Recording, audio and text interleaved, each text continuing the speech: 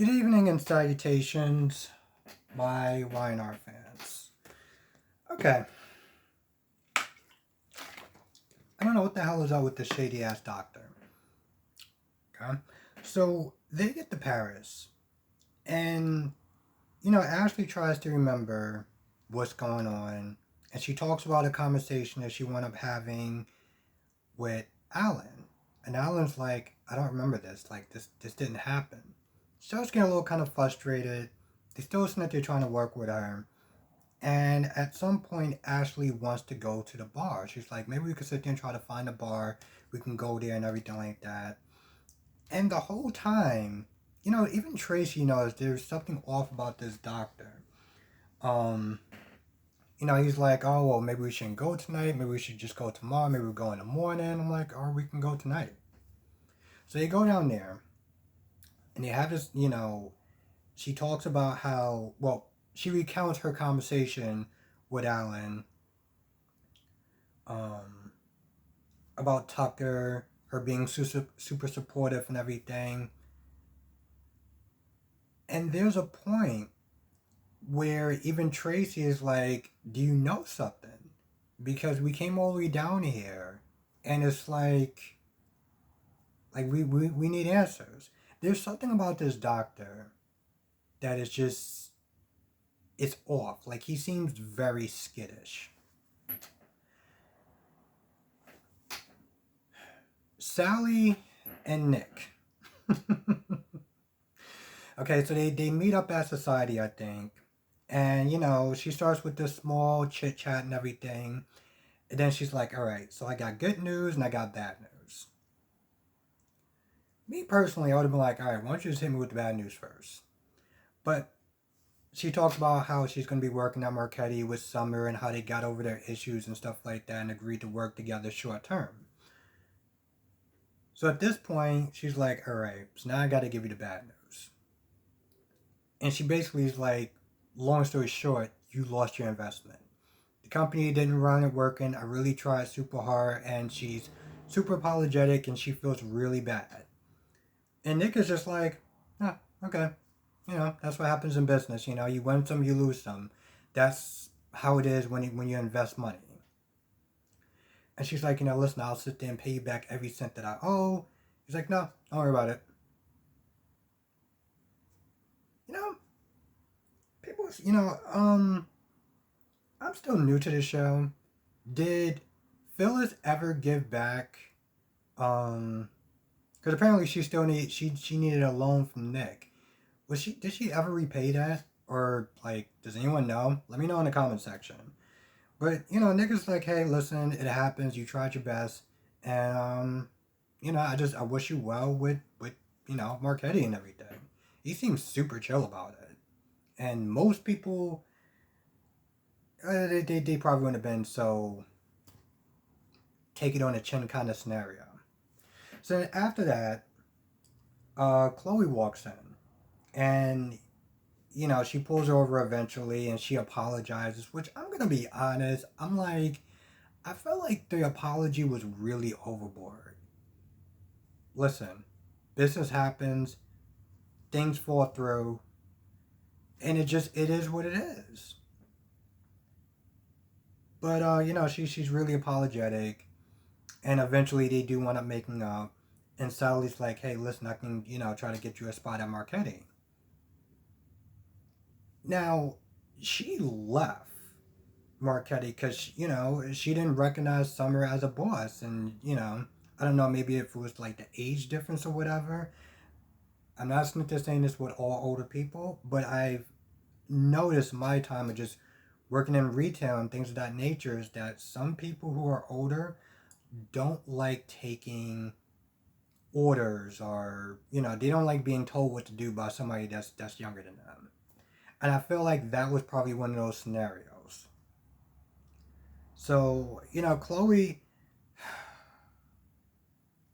was like, I don't know if I can actually go back there to work there. Like I pretty much just kind of burnt my bridges or whatever. To be honest, I'm like, if I was Summer, I'd be like, well, what makes you want to come back now when you quit before? Why should I even bother to hire you back? I mean, To be honest, I felt like even the Sally thing was kind of a tough sell. So trying to get Chloe to come back, even though she quit, that like that's a big ass. And I think that she'll probably let her get away with it only because of the whole Harris and Claire and everything like that that's going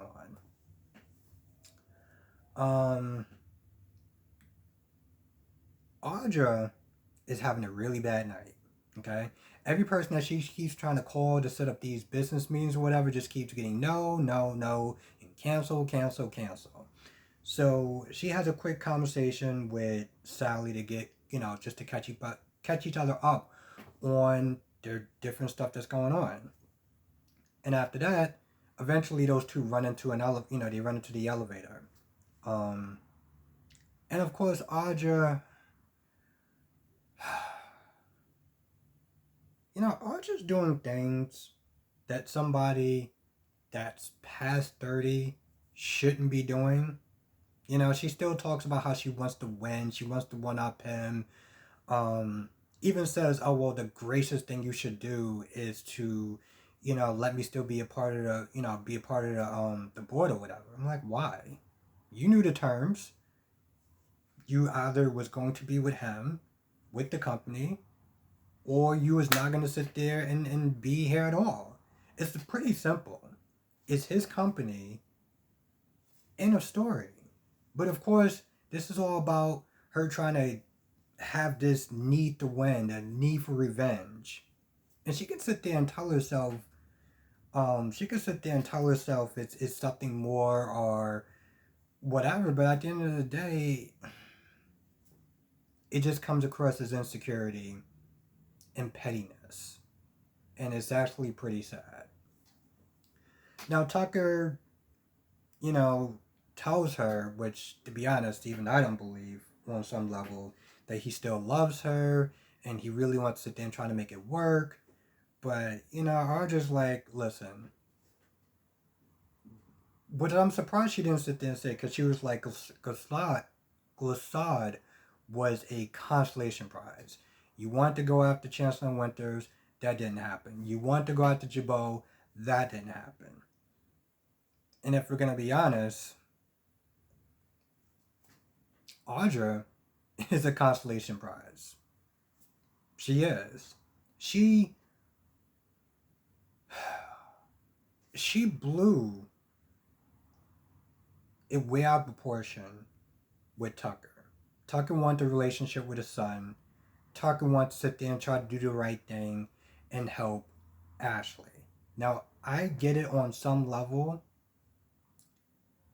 On the surface, it comes across like you're taking her for granted. You know? You want to sit there and go to Paris and start this new adventure. Whoa, can we sit there and wait a little bit? I gotta sit there and help on my ex.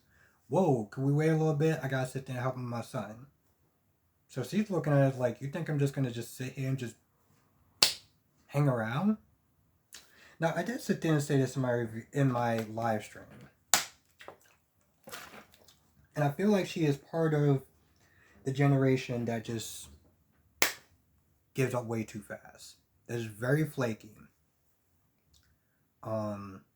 The generation before knew how to make relationships work, and she sees those two things that winds up happening, and she just cuts and runs.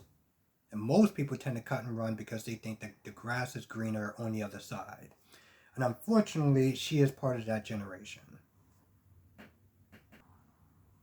Now, I didn't actually get to watch The Young and the Restless on my DVR. And I know people was sitting there saying that it was confirmed that he does sit there and say he has a brother. So I gotta see that. Maybe I'll sit there and change my perspective, but I gotta sit there and say, this dude is skittish. Okay, I don't know if he has the ID. I don't know if it's his brother is just did something to Ashley to cause her to have this episode where now she has split personalities. I don't know what it is, but this doctor is skittish as hell. Anyway, that's pretty much all I got. If I missed anything, you know what to do. Write in the comment section below, or come to the live stream tonight, 8 p.m. Eastern, 5 p.m. Pacific. We'll sit there and talk about all the shows. General Hospital, Days of Our Lives, Born and Beautiful, Young and the Restless. And if you could share this video, that would definitely help. I love doing these Young and the Restless reviews. And I feel like it's an audience for, Young and the Restless. I mean, hell, they have the highest ratings, even higher ratings than GH, which I'm still,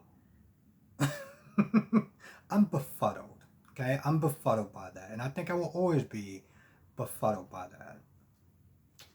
But anyway, let me know in the comment section if I missed anything, and I will see you in the next video.